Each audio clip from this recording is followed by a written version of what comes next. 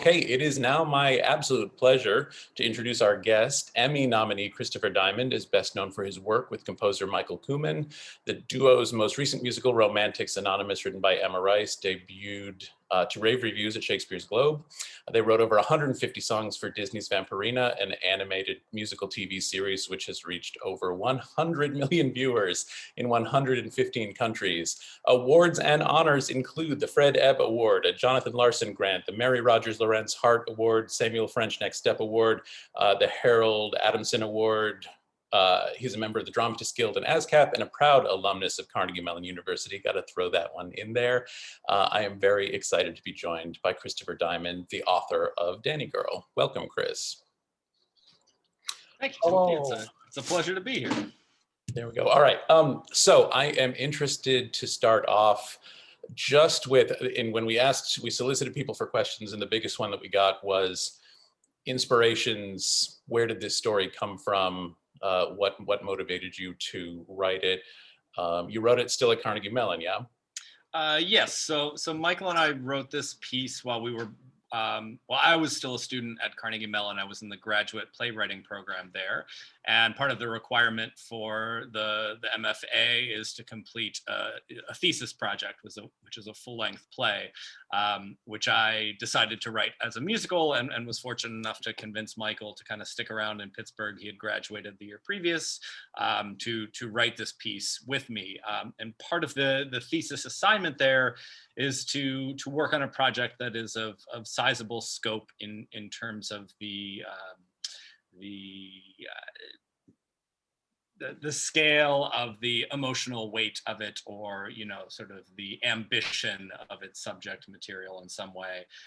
And one of the nice things about being in a graduate program like that is that you exist in sort of this safe bubble without a lot of the pressures of the professional world or anything like that. So you're free to really experiment and try things that might be a little risky or dangerous or non-traditional.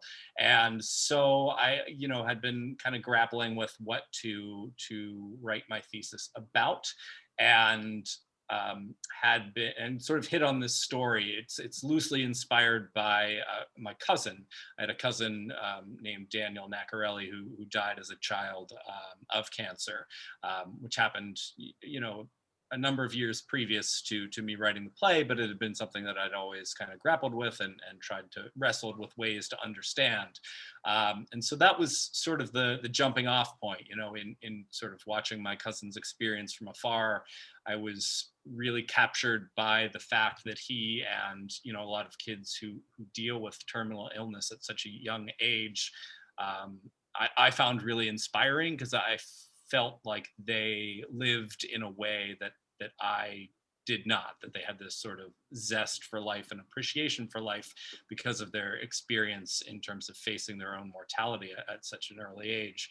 And that was something that I really kind of set out to try to capture in the play, to try to explore that energy and that imagination, and to dramatize that in a way that was unexpected and hopefully weird to say, but took it on in sort of a fun way and in a hopeful way, because the last thing you want to do when you're writing a piece about pediatric cancer is for it to feel like an after-school special or anything like that, kind of the typical way that chronic disease is often portrayed. You've got to come at it from a different angle. And when you look at the way these kids do deal with disease and with more serious subject matter, it's often in an inventive and optimistic way. And so that was another thing that we really wanted to make sure we tried to encapsulate in the piece. There's something really delightfully counterintuitive about the pairing of the two, right? The subject matter and the comedic take. Even in promoting the show, we would do curtain speeches in the previous show where I would say, come and see DANI Girl. It's the funniest, most fanciful music you will ever see about childhood cancer. And there was always this sort of, I don't know how to deal with that, because I was both being truthful and, making it as a joke. And there was always this kind of murmur that would go through the audience where they would go, I'm not sure how to respond to that. And I thought, come and see, you're the perfect audience for this then, if you're not 100% sure how to respond to that. I want to ask you just about you said it was your cousin Daniel, the change from Daniel to Danica, conscious to keep a distance, or to what was the motivating factor there? Primarily, I sort of hesitate to say this, but primarily to heighten the stakes of the story, since we kind of hit on early in the process, the idea that the central drive for the character would be to get her hair back. It feels like the stakes are higher for a girl than for a boy in terms of that story, and that it made for her to be even more vulnerable. I felt for a young girl than a young boy, to be the central focus of the piece. Hopefully he doesn't have too much of a problem with that decision. But much more, the character of Marty in the show is much more closely based on Danny, actually, as opposed to Danny in the story. Interesting. I was going to ask who the science fiction obsessed, movie obsessed nerd in your life was. Well, that's certainly not I can't say that's unautobiographical in a lot of those references, but because he spent a lot of his early life in hospitals and with doctors, the primary means of escape for him was through movies. He really loved movies from a very early age, and totally got into all of those Back to the Future and Ghostbusters and anything like that. He was really really into, and that was his one of his ways of kind of dealing with it, I think. Yeah, absolutely. In researching and preparing for tonight, one thing that's really become obvious to me is that this piece has gone through a number of evolutions over the years. Um, can you talk a little bit about where it started and where it is now? And I think I'm also interested in, clearly you've been working on this for a while, and then interacting with it as it's been out in the wider world for a while. And I'm wondering if your perspective on the piece has changed. Absolutely. I mean, with any musical, the process is quite long in terms of its gestation period.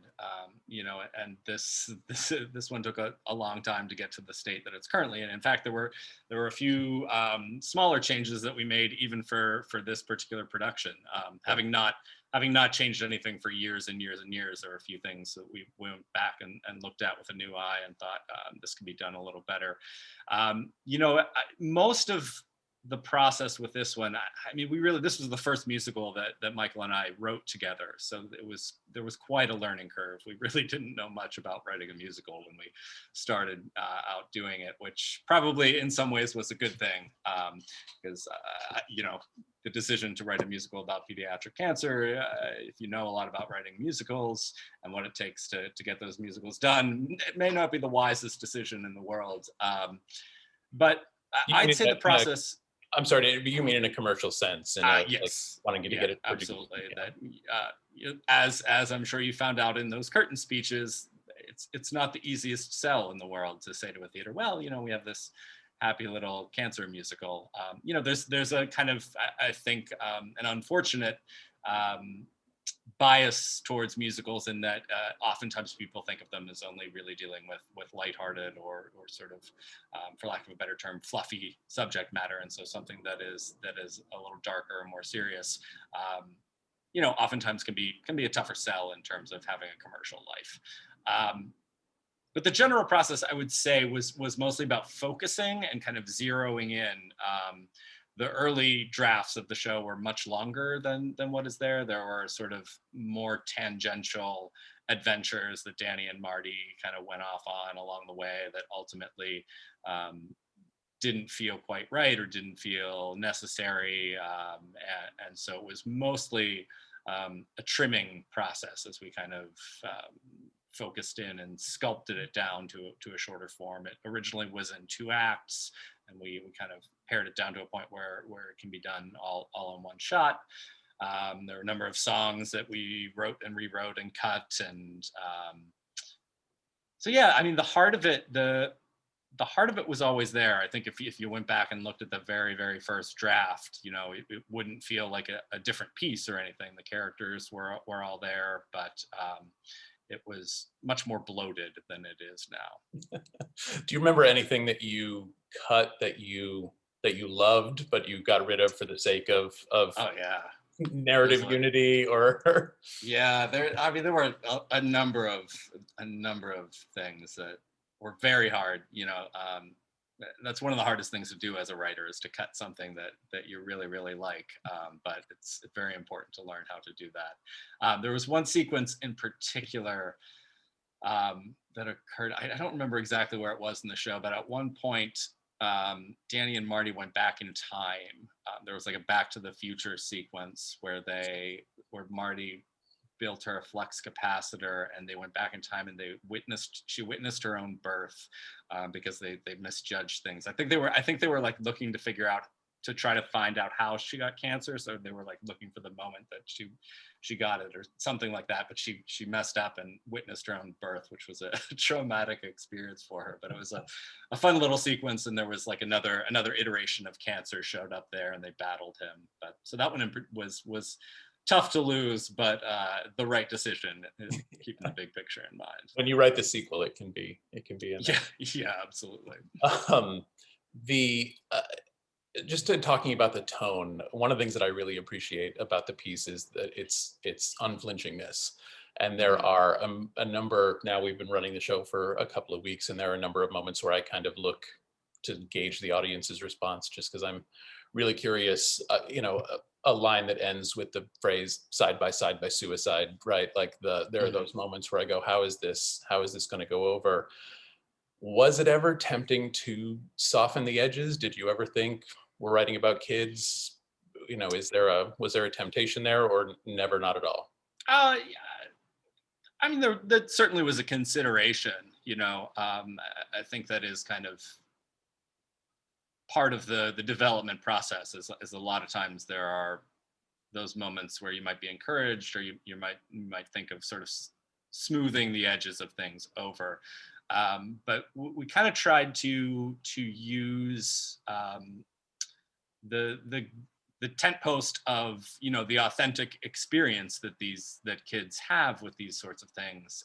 And you know, they do deal with unflinching circumstances, and the reality of it is cold and hard, you know. And in the research that we did as we were writing it, you know, we found that a lot of those um, moments that may seem very harsh or very severe are things that kids actually grapple with. You know, the whole the sequence when cancer tells them that God is dead. Is the one that comes immediately to mind for me. Is, you know, that can hit an audience in a very particular way. But you know, And wrestling with, not just tells them, but sings a 3-minute song about yes, it. has a prolonged musical sequence about it. Um, but you know, the kids really do struggle with Yeah. those kinds of questions. And you know, so we try to really make the journey as authentic, emotionally authentic as possible, even as it's happening in sort of fantastical, imaginative children's world kind of ways. So it must be a really difficult line to walk. And as somebody who works with kids, I really appreciate that you did it as well as you did, because you know, kids play seriously, Hmm. right? Like there's a fantasy make believe made up element for sure, and I think on some level they know that they're fantasizing, but like they're working out problems and they're dealing with real issues, and there are stakes, and there's an importance to it. So yeah, I really appreciated that.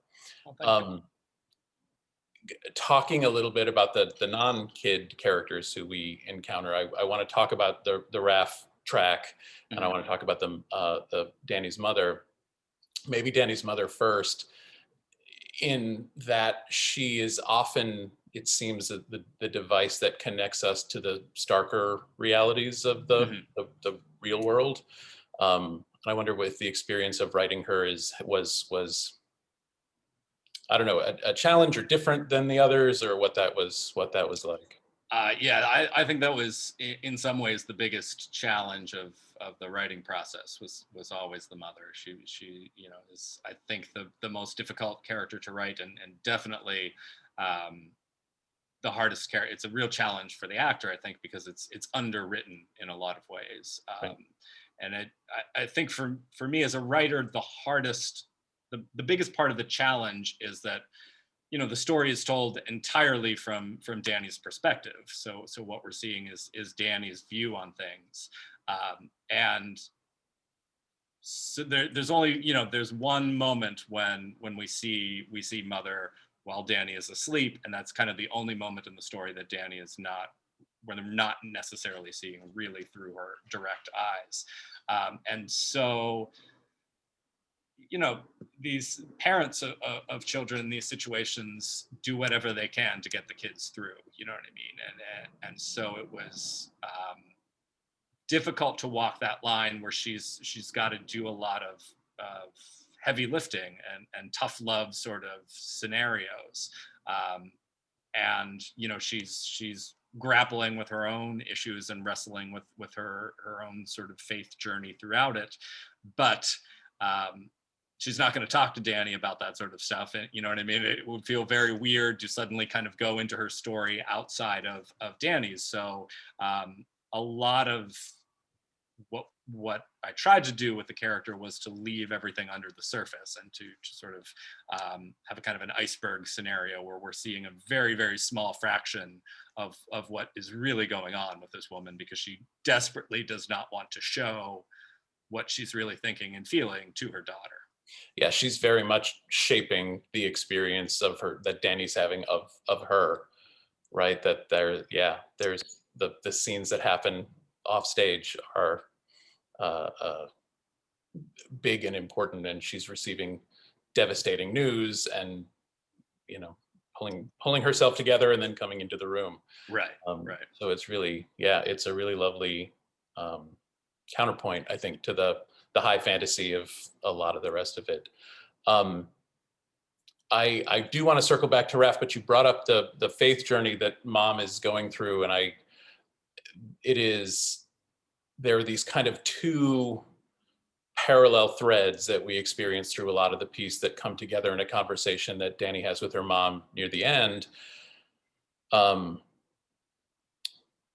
Important to include the faith piece. Like, can you talk? I'm not sure exactly what question even to ask here, but maybe just can you talk about that a bit?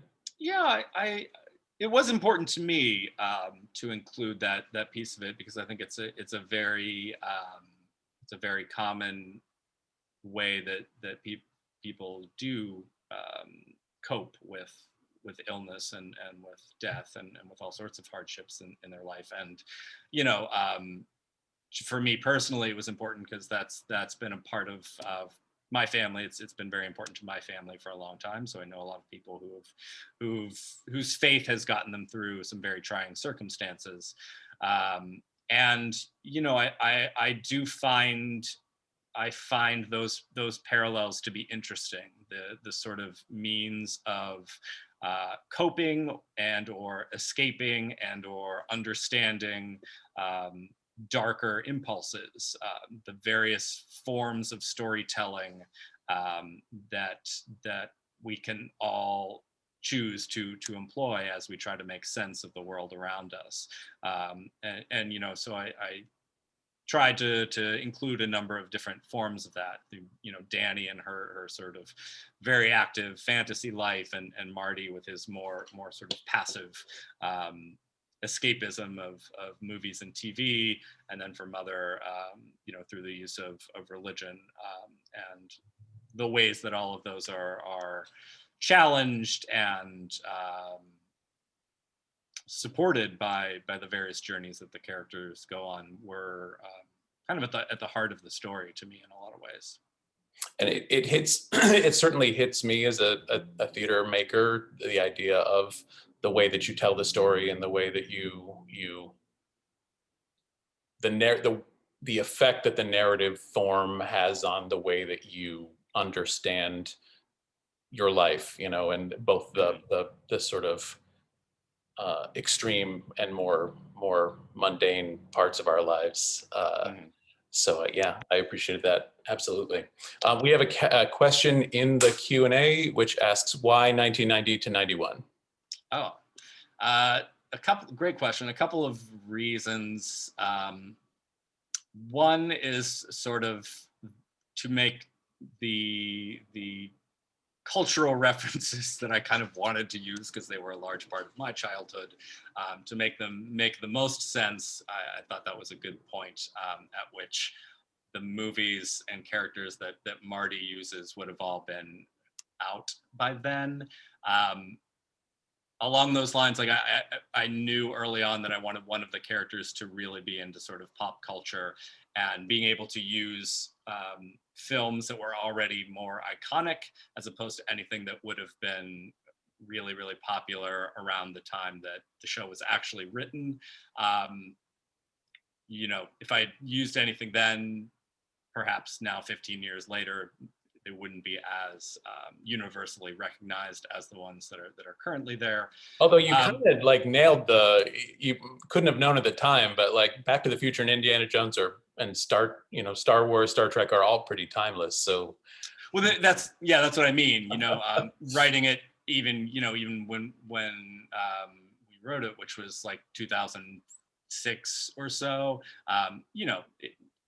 It was pretty clear that those weren't going to go away anytime soon. I mean, it hasn't hurt that they've all become bigger, even perhaps since then. But I think most importantly, dramaturgically speaking, uh, the treatments of cancer have improved vastly since 1990, and so in order to keep the stakes of the play as high as possible, setting it in the past, the stakes are larger. There's more to fight. It's less likely that the treatments are going to work. right, right. Um, Talking about the RAF, the quote unquote RAF track, Mhm. was it always your intent to personify cancer? Because that's obviously one of the big roles that he plays is the personification of cancer. And was that a goal from the beginning? Yes, yeah, that was kind of baked into the initial concept. Was the sort of childish view of, like, if we're going to keep this story as active as possible and have her literally fighting for her life, it seemed logical to me to actually give her a personified cancer to battle against, in sort of that childlike way of kind of humanizing everything and personifying abstract concepts, and something about that felt um, authentic and also rife for fun to be had, as weird as that sounds, in terms of the various incarnations that he takes on.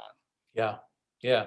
So was that first, and was it then, hey, it would also be fun to have him play 1,000 other roles, or I'm asking for a friend here who's currently grappling with that track. Well, it's sort of, they say necessity is the mother of invention.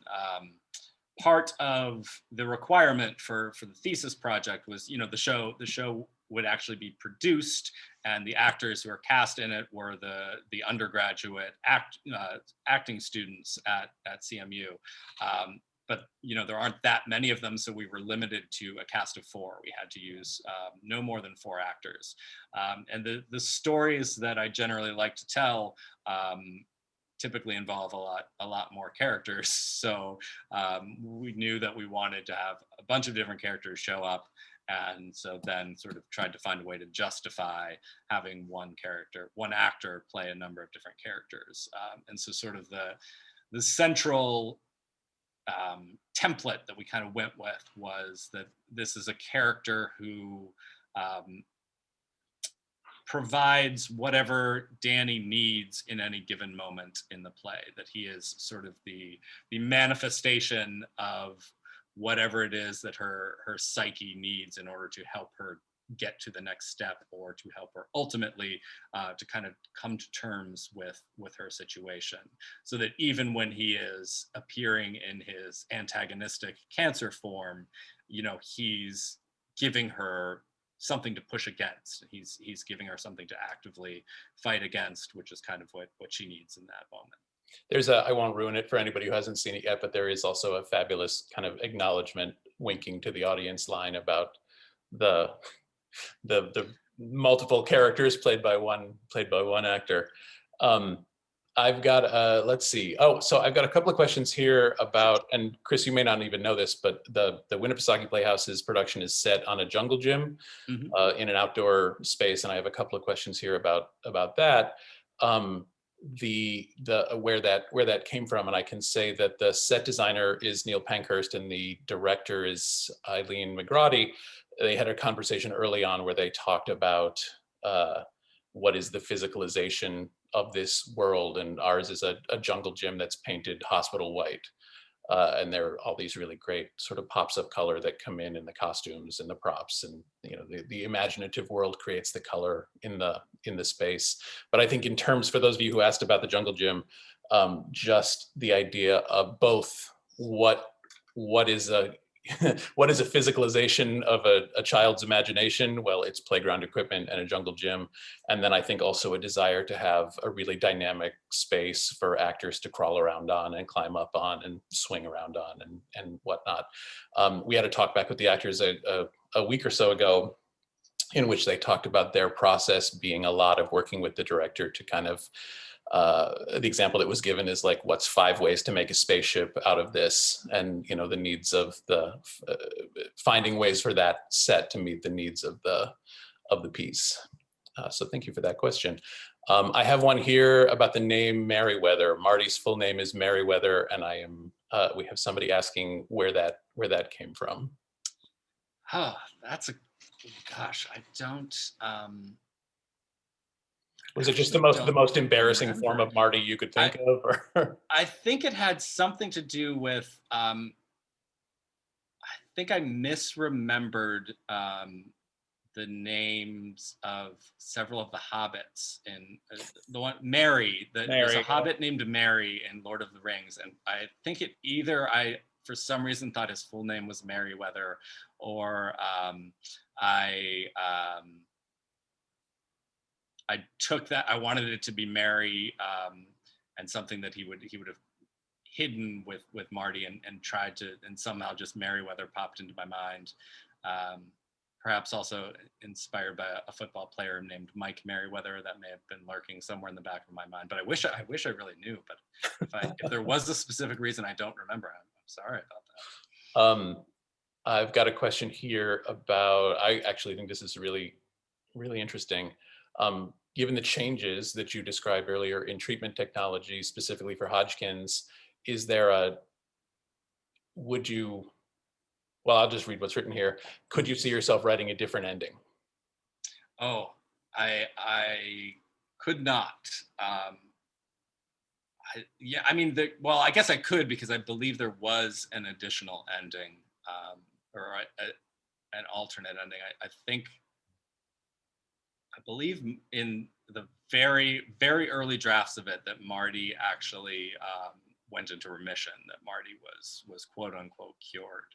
Um, and I didn't like that, because it felt like I tend to when I watch theater or movies or things like that, I obviously often think like a writer, and my writer brain says, the minute when you've got 2 kids with cancer, the minute one of them gets better, you know that the other one's not going to, and so it's sort of just a bit of reverse engineering that Marty's death, um, to me, makes Danny's death all the more impactful, because it feels like it's less expected. Mhm. Because the sort of opposite of that is, oh, when the first kid dies, you think that's going to be the justification for the other one to make it, and so it's more just sort of plot structure kinds of things that I feel like having having Marty die, then I mean, the story was never going. Danny was never going to survive in the story. You know what I mean? This was always a story about a girl who tries to beat cancer and doesn't make it, but gets what she wants anyways. That to me was sort of the power. One of the, if not the first image that came to my mind when I was sort of just mulling this idea over is that final moment when she gets her hair back, and that to me was always going to be the end of the story. That she gets her hair back, but death is the only way that she's able to do that. And so I guess yes, but yes, I could see myself doing that. But part of the reason for setting it before the treatments for specifically Hodgkin's, which is what Marty has, setting it before they were as good as they are, was to justify his death. Yeah. Another question in the chat, which is, given the two lead characters are 9 and 10 years old and a third who is timeless, who do you see the audience being? Adults, children, both? I've always thought of it as kind of a story for everyone, but more adults, I guess. That's the question has been a part of the discussion with this show, and I think part of the challenge for the commercial viability of this show all along. I don't necessarily see it as quote unquote children's theater, or specifically theater for young audiences, but I don't see it as being as excluding young audiences either.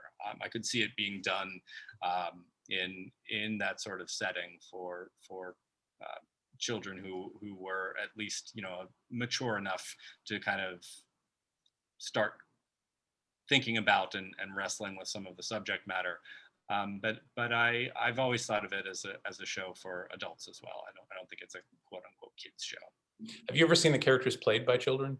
I have, yeah. That's been another sort of interesting part of the journey, is that originally it was conceived for the actors to be college aged, or actors in their early 20s, early to mid 20s, something like that, with sort of the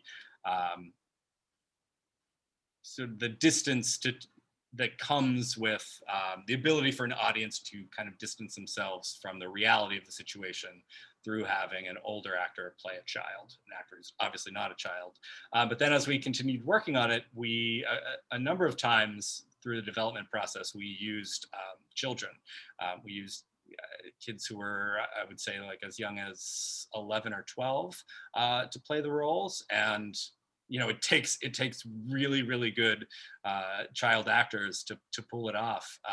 It's a very different show. I will say there are sort of pluses and minuses to both versions, I think. And if I personally had to choose one way or the other, I tend to like it more with adults playing the kids, because I think it does give you that distance as an audience, and it makes it funnier, which kind of paradoxically makes it more effective. It makes it more emotional at the end if it's been really, really funny the whole time, and you're sort of on this journey. The power of the end really, really hits you in the gut. The funnier it is. I've found myself wondering that over the past couple of weeks about productions where children play them, exactly what you're talking about. This idea of adults playing it gives us this additional layer of playing pretend, and in an interesting way heightens that adults playing it kind of heightens the childishness of it in some kind of way. It also is one more step that the audience needs to engage their own imagination. That the more with the production that you can make, you can bring the audience into the world where they're imagining what they're seeing, and they're actively engaging in that sort of fantastical gameplay, then the more effective it is. Yeah, because they're on the same train as the kids. Yeah, absolutely. I've got a question here about, it says, so when you produced this play as your thesis, what was the set if it wasn't a jungle gym? Which apparently it says was the Playhouse's idea. Yeah. So the original set was basically four cubes, four white sort of theater cubes, which are just six-sided squares that were rearranged in order for the kids to form their various spaceships and whatnot with them.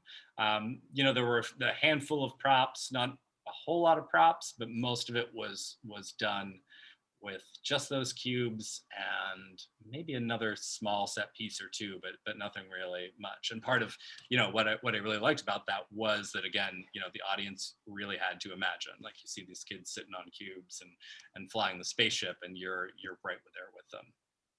Yeah.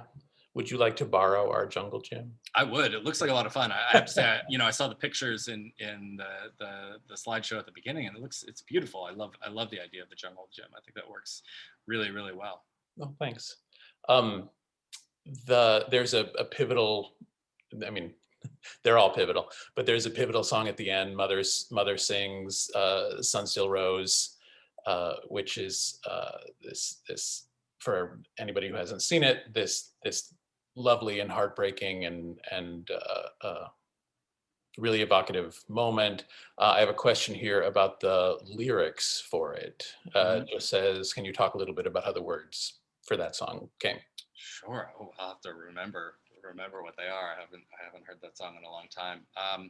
It was that song weirdly is the first piece of the show that we wrote. I believe we wrote that song before anything existed, script wise even.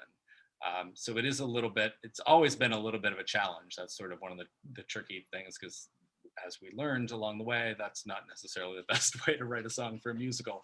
But yeah, lyrically, we kind of wanted to paint the story. We knew that part of Mother's journey was going to be fighting like hell to get her daughter through this experience, and doing it very much, trying to do it through her means, through the way she saw the world, and really clinging to her faith and using her faith to get her through it, and for that to be kind of for her to see that as an oppositional force to the way that DANI copes with things.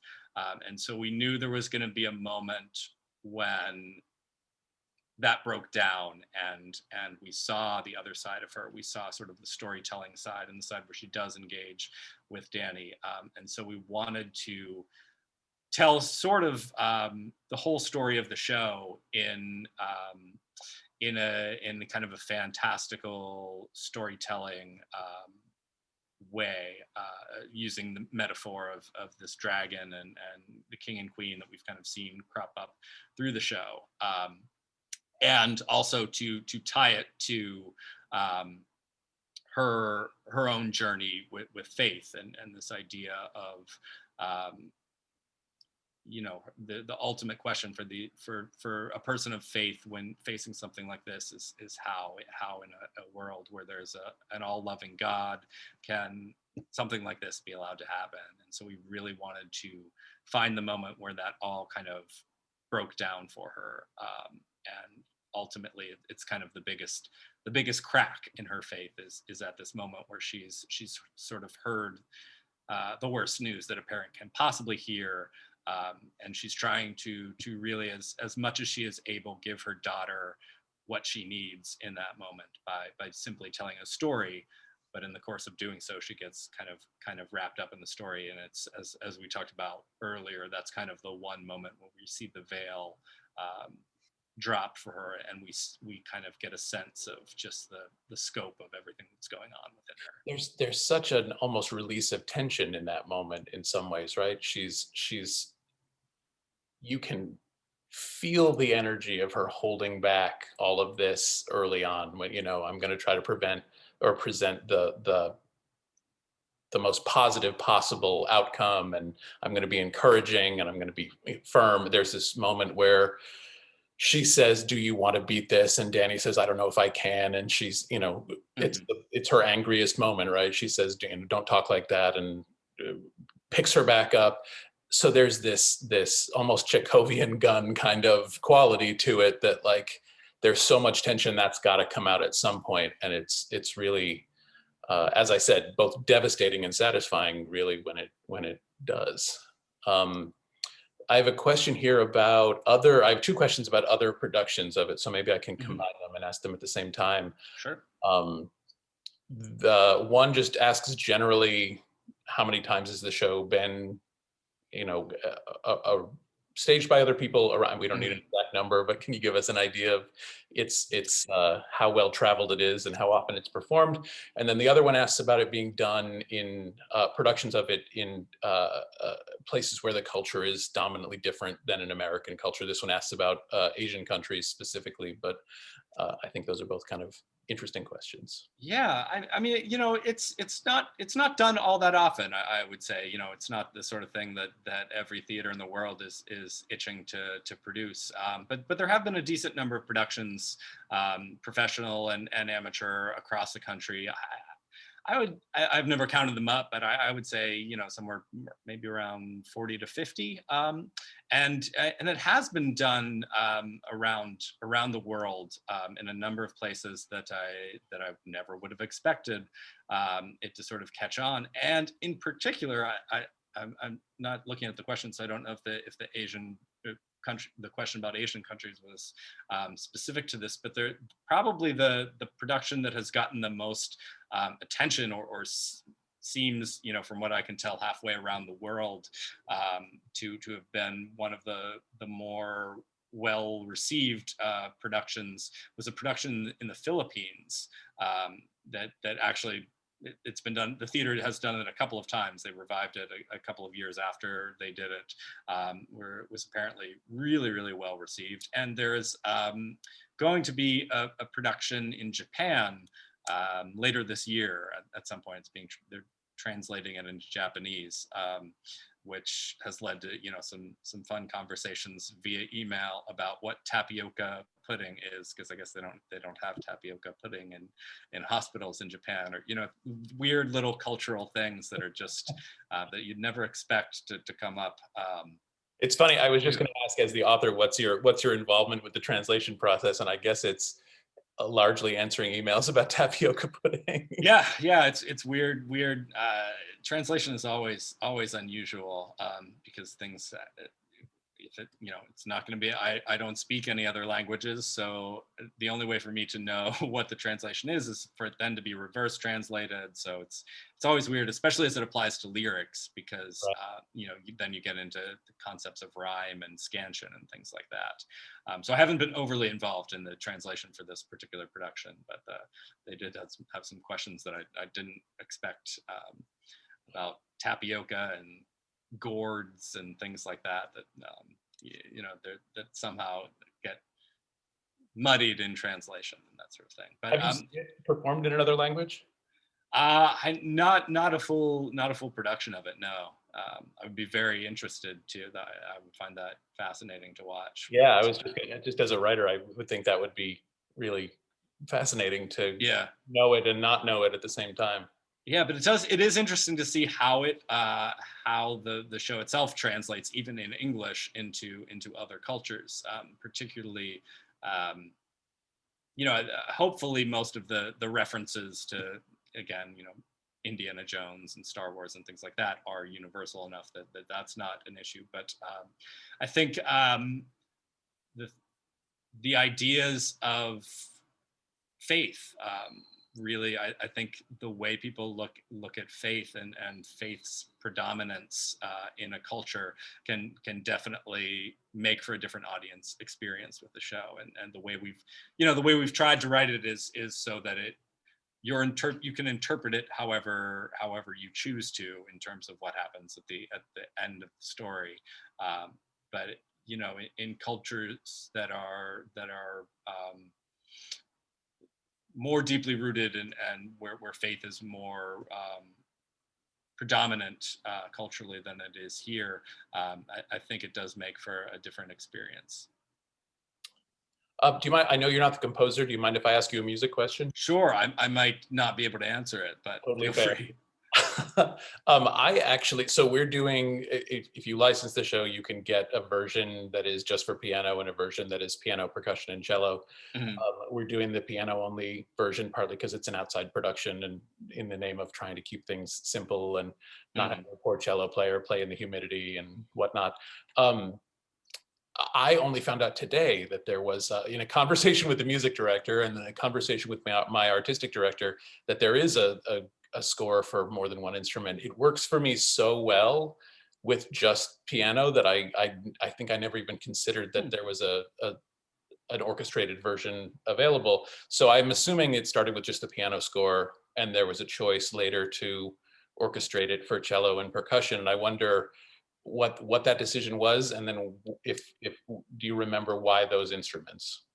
Um, we actually did it with the drums and the cello in the original production. So it's sort of, the piano. Michael composes on the piano, and so everything that he writes is originally written for piano, but it was conceived to ultimately be orchestrated beyond that. Percussion, I know that he really values the element that if you have to have piano and one other thing, having a drum set immediately helps to really push things forward, and just adds an immediate texture that's not there with piano alone. And with this particular show, because of the sort of breadth of the emotional journey, I think the cello was something that he felt would add another layer of resonance, and also, the cello is such an evocative, expressive instrument that, in some of those more serious moments, it can really shine through and add a dynamic that's not there without it, but also can play with some fun stuff during all the more fantastical elements too. Cool. Thank you so much. I want to be respectful of your time. I want to be respectful of everybody's time. So I think I'm going to wrap it up there. I really do. Thank you for taking the time to talk to us. It was great. We have definitely enjoyed the process of, I speak this as somebody who's been tangentially involved, but I know, everybody who's been directly involved has really enjoyed the process of creating this piece and working with this material. And I think it's okay for me to say I had a conversation with the director after her first or second day of rehearsal. And I just said, how's it going? And she said something along the lines of, it's so interesting that the piece is so interesting and that yeah. She may have used the word odd as Oh, well, which I take that as high praise. I absolutely, yeah, I think that was the way that it was intended. Well, Um, yeah, so thank you. I'm so thrilled that you guys are doing the production, and just want to thank everybody for participating in this. It was a lot of fun to talk, and I hope the rest of the production goes well, and that you guys continue to enjoy it.